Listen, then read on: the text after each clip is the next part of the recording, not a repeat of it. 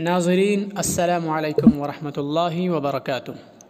آج کے اس ویڈیو میں پیش ہے عشرہ ذی الحجہ کے فضائل اور اس میں کرنے والے اعمال۔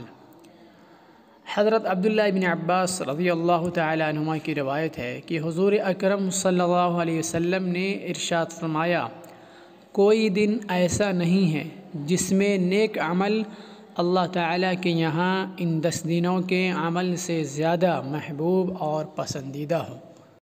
حضرت عبداللہ بن عباس رضی اللہ تعالی عنہما کی روایت ہے کہ حضور اکرم صلی اللہ علیہ وسلم نے ارشاد فرمایا، عشرہ ذی الحجہ سے زیادہ عظمت والے دوسرے کوئی دن نہیں ہیں، لہذا تم ان دنوں میں تسبیح و تہلیل اور تکبیر و تحمید کثرت سے کیا کرو۔